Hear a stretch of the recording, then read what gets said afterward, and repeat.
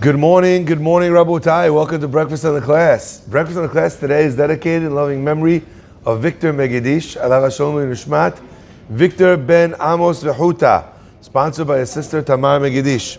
Also dedicated for the complete and speedy refuah shlema for Eliyahu Shimon Me'azaf Otuneh, for Chana Bat Tzima Fega, and as well the week of Cold Brew is sponsored by David E. Ash in honor of you and your substantial capacity to good today and every day. Today, we have the youngest group of people ever in attendance in Breakfast in the Class. You guys have brought down the average age by like 40 years. So thank you so much for coming. And I'm under strict instructions that I should start the class by saying, hokey pokey. Okay? You got your way. Okay, God bless. Let's begin. Our Torah tells us, Bahaalotecha et hanerot. When you raise up the nerot, the candles. The next pasuk continues the same thing. El mupnei menorah he'ela nerotea. He raised up its candles. So in each time we find the word, the operative word, the verb that's being used is not to light. It doesn't say Beha'alotcha et hanerot. It doesn't say hidlik et hanerot. It says he'ela nerotea. He raised them up. And our Chachamim on the spot, they give a very famous dirasha. What's the dirasha? Ad shetehe hashalhevet ola me'eleha. Until the flame ola me'eleha is rising by itself. Now, let's just try to understand what the idea that it's being communicated is telling us. If a person is to light the candles, what's the obligation? Obligation is just to make sure that the wick is lit. He'ela nerotea tells you that you mustn't take away the lighting candle from the wick until the flame has already risen by itself. When it first catches, and sometimes people pull away. I don't know if you ever noticed this, by the way. If you ever had Hanukkah candles for your children, our Sephardic custom is, ner ish ubeto, is that there's one Chanukiah in each house. So the father of the home, he's the one that lights.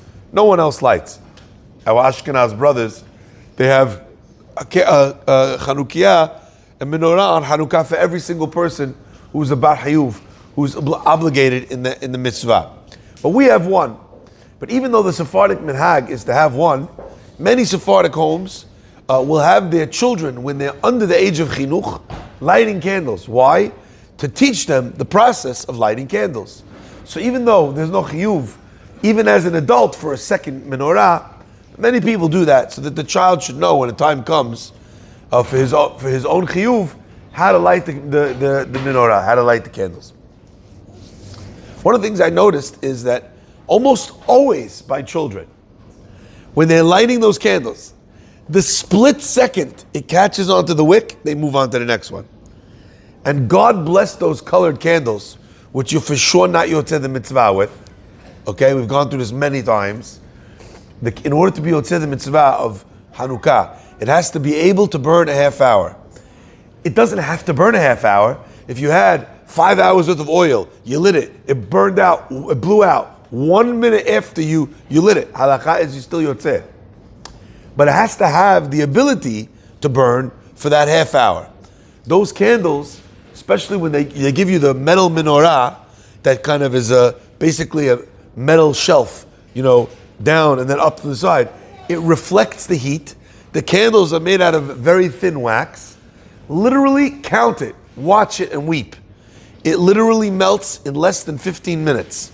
I've done it numerous times. Now, not all colored candles are as thick or as tall, so I'm not talking about all of them, but a lot of times a person needs to check it, because otherwise they make a bracha levatala and they don't fulfill the mitzvah. But what I noticed is the kids will go in, they'll light the wick, it will burn very quick to the bottom of the cup. You want to be in the video for 1 minute?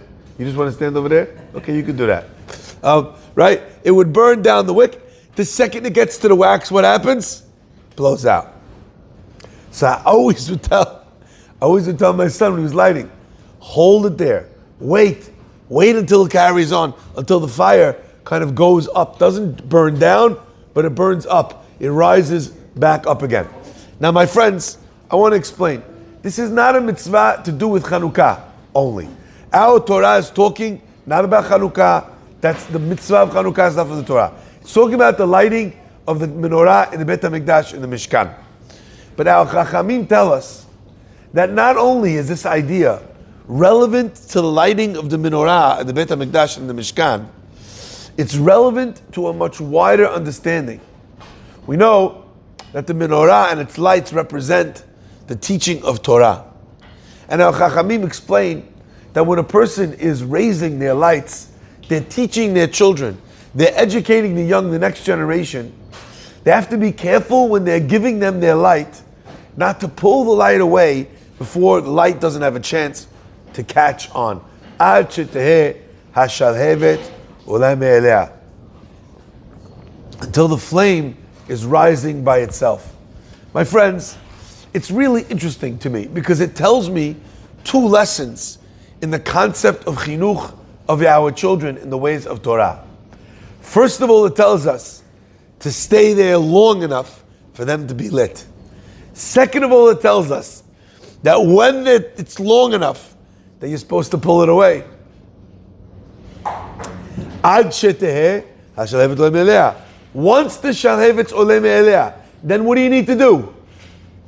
Get out of there. A lot of times, you have parents that in the chinuch process, they're making sure that they're bringing the kid to shul and the kid's sitting next to them in tefillah, right next to them. Now, that's a beautiful thing.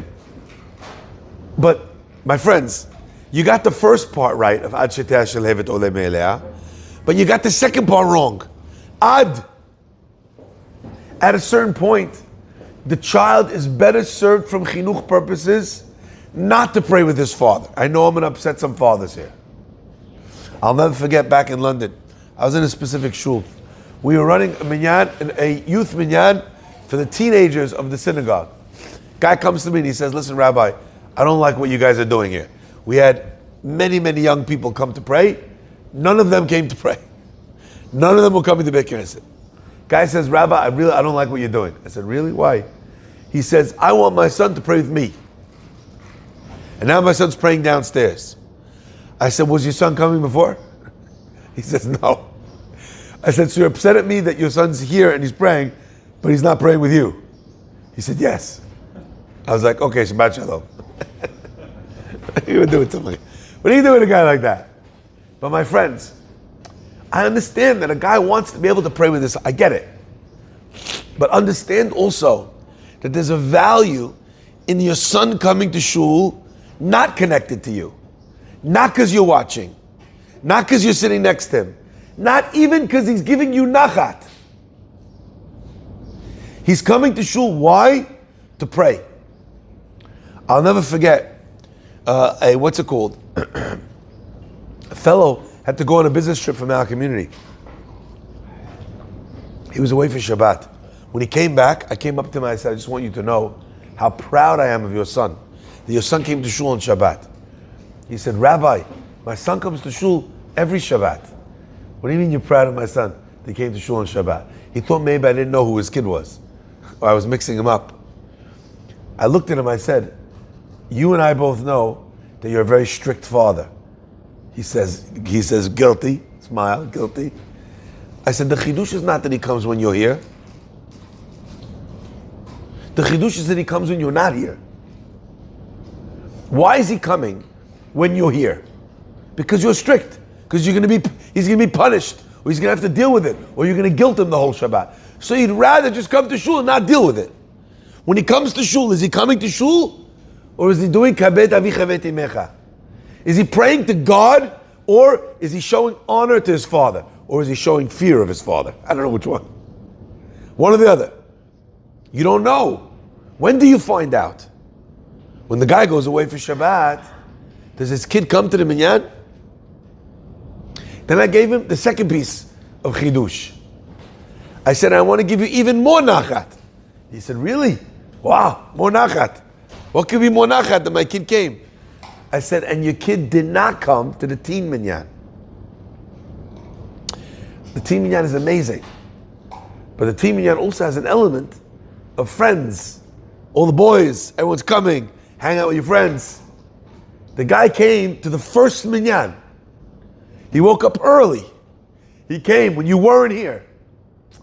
Understand and appreciate that maybe is the first time that for your child it was shalhevet ola me'elea. So I want to look for a few minutes today, together with you, at this concept. What does it mean? And how does a person stay long enough? And how does a person also know how to leave properly? To leave where the child is actually doing something, to let them do it by themselves, to give them that space, to allow them to do the mitzvah, the Talmud Torah, whatever it is that they're doing, without you. How does a person do something like this? So I want to share with you something that I think is very important. There are two elements, I believe, to what makes a child do a mitzvah when you're not looking. What are they?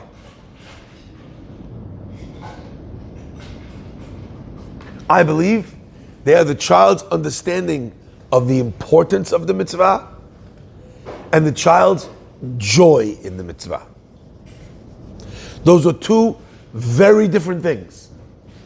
A lot of people think that they're related, but they're not. Sorry? I said, that's the importance of the mitzvah. That goes under the importance of the mitzvah. Okay? He's asking a good question. He said, where's, Rabbi, you're telling me about the love, the joy for the mitzvah. Where's the fear? The fear is, when it works, is not about you're going to be punished. The highest form of yirat shamayim, of fear of heaven, is not yirat ha'onesh, of fear of the punishment. The highest form of yirat shamayim is yirat haromemut. What does yirat haromemut mean? What does it mean?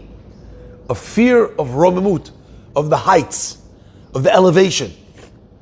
Al Chachamim explain, yirat haromemut means when the person says to themselves, the mitzvah is so important. My relationship with God is so important. Hashem is so holy. This relationship means so much to me. How am I going to mess that up? You know what the difference is? As an example, if you don't want to do something because you're scared, you're nervous, your wife's going to get very angry, then she's going to shut you out, she's going to be miserable with you, she'll be upset with you, it's going to be miserable for you to deal with it. That's yirat ha'onesh. Yirat haromemut is, how could I do this to my wife? I love her. She loves me. How could I let her down like this? I love my child. If I do this to my child, it's going to hurt them so terribly. How could I do this to my child? How could I damage the relationship by doing this? That's yirat haromemut. So my friends, what is that done? What does that mean translated into mitzvot and Torah? The first thing is the child needs to understand the importance of the mitzvah, the importance of Talmud Torah, how valuable it is, how special it is, how important it is, how unmissable a mitzvah is, how important praying in shul is, a minyan, tefillin, tzitzit, Shabbat, all of those things. When a child understands how important it is, they start to feel, oh my gosh, how could I miss out on this? I don't want to let this down. I don't want to make a mistake. I don't want to get it wrong. It's important to me. I remember once there was a fellow who was being a Hazan in our Beit Knesset. And he started to be the Hazan from nothing. He never was a Hazan before. So he always prayed by himself, and he decided, I want to become a Hazan. Anyway, he came to me and he said, Rabbi, please, I want you to point out all my mistakes. I said, why? What do you mean? He said, the bird is having the sebusak.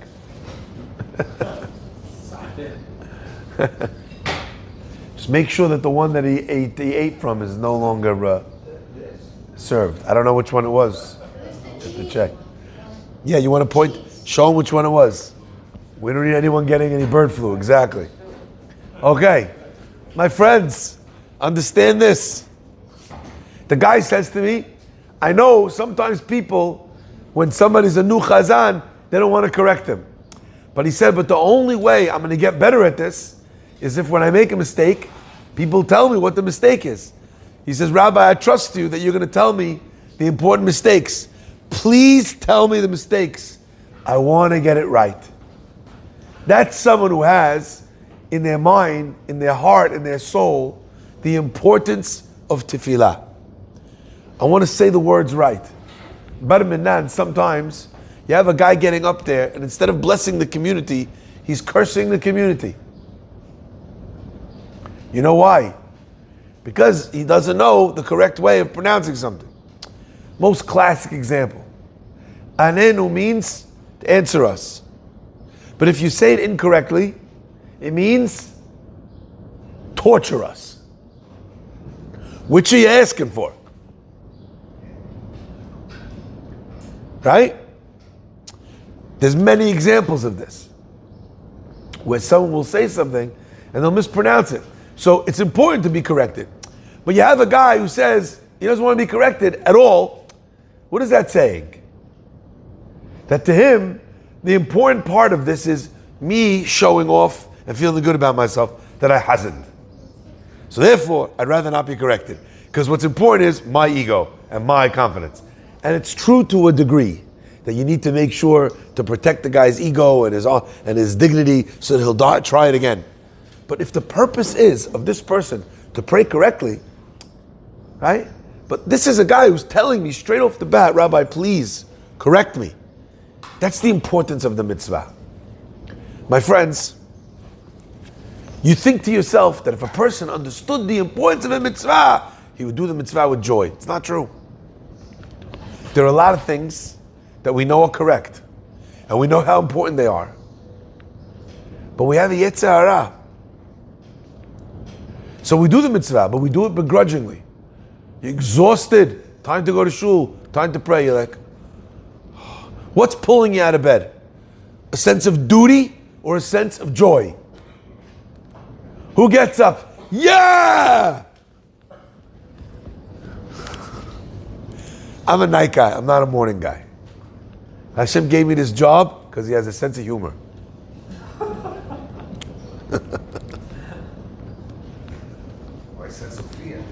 I feel like if I had a choice in this life, I probably would have signed up to be a disciple of the Disco Rebbe. Rabbi Grobsman. Had us out all night. He's going to dance somewhere. I don't know. I feel like that's my vibe. You know what I mean? I'm not the Tikkun Hatzot Alot HaShachar guy. I'm not a morning guy. You meet a morning guy with a night guy, they see in the morning, they get into a fist fight. The guy's jumping up, he's like, Mode'ani lefasha. I didn't finish my coffee yet. Did you guys ever see that coffee cup? You guys ever see that? It's a coffee cup with lines. It says, no way. Not yet. Still not yet. Almost there. Okay, fine. You need to wake up in the morning. You can have someone gets out of bed out of a sense of duty. But if you want someone to do the mitzvot when no one's watching, even a sense of yir'ah is not enough. Because that yir'ah, it doesn't take you all the way. You need ahava. You need love. You need it. That's the Mishnah in Avot. Al tiyu ka'avadim hamishamshim et harav al menat lekabel peras ella, rather be like the servant that serves the master shelo al menat lekabel peras. Then the Mishnah says, V'yeh moreh shamayim, and the fear of heaven should be upon you. Bartanura asks on the spot. I don't understand. Bartanura is not the wine. Bartanura is a commentary in the Mishnah. Okay? Bartanura asks on the spot. He says, you just told me I should do the mitzvah for the right reason, not because I'm going to be punished. Then you tell me I should have fear of heaven? Bartanura answers, you have to have both. Ahava, I'm doing it for the love, but I also know that Even though I love doing it, I don't have a choice. If I don't want to do it, I still have to do it. My friends, listen to this. The second approach, the second opinion, is the opinion that what he was talking about in the Mishnah is not Yirat HaOnesh, it's Yirat HaRomemut. Yirat HaRomemut is really born of love. It's I love someone or something so much, I'm afraid to ruin it.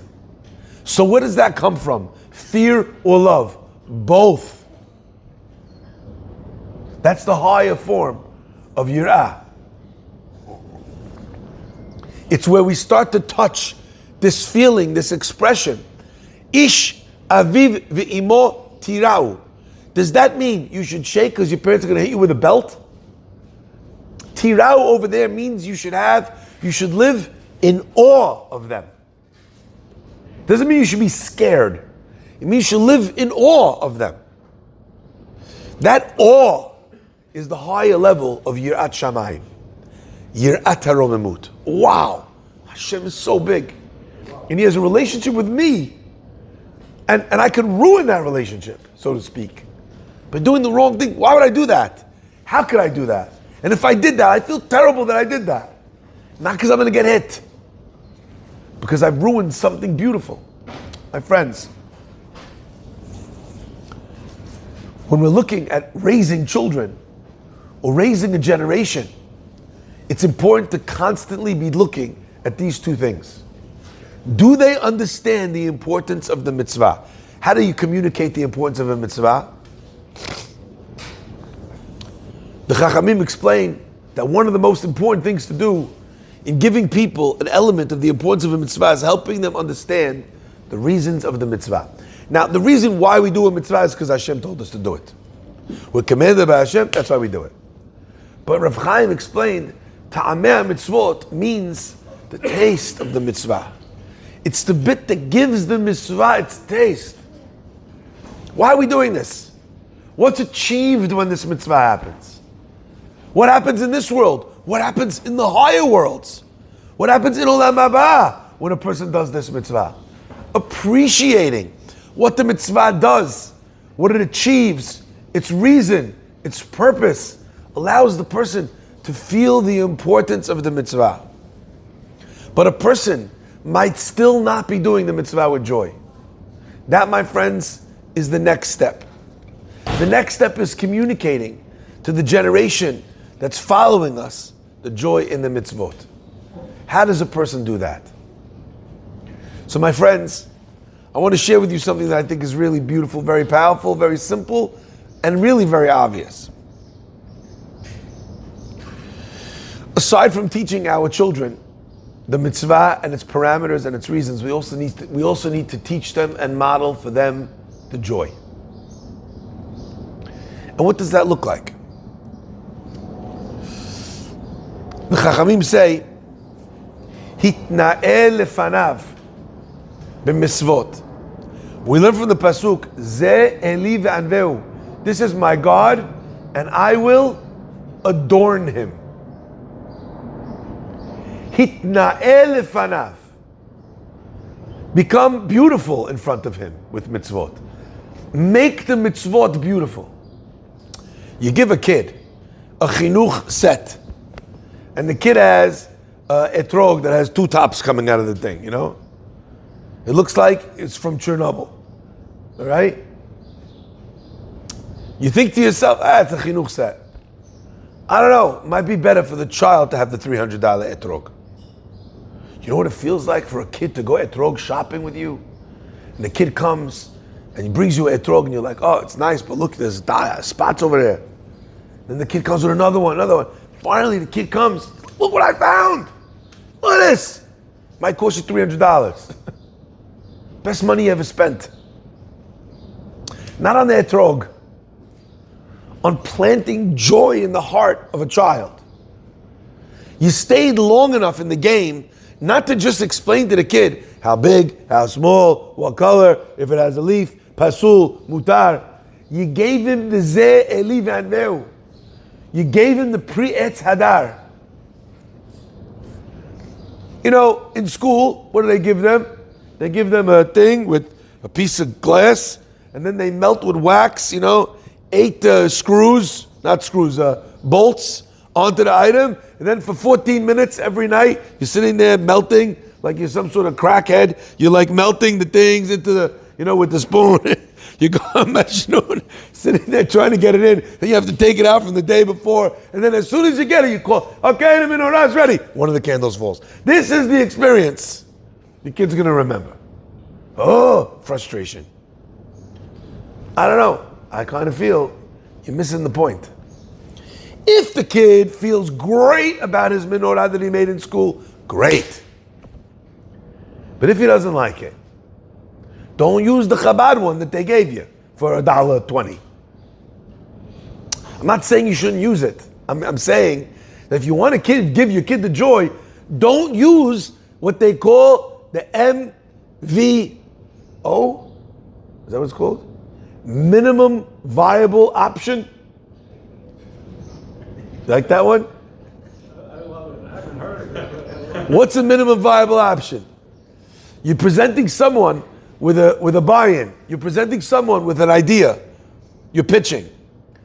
I'm not going to pitch you for the highest buy-in because I know that you're not there. But you know what? Too low, it's not worth our time.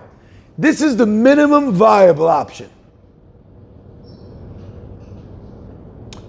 A lot of times, that's how people are thinking with a mitzvah. Rabbi, so what does it have to be? How does it have to? How does it have to burn? So is there like any laws for the menorah? Oh no, there's no laws. Okay, so I could just stand the olive oil cups just in the cups that they come in. I love that. They sell the cups and then they sell little holders that you break off the top of the thing and then it goes on the bottom and you stick it there. Oh, wow, amazing. I made my menorah and the menorah doesn't exist. All it is just the candle itself. Hazaku Baruch. Mutar, kosher. Ze Eli Vanveu, I'm not so sure.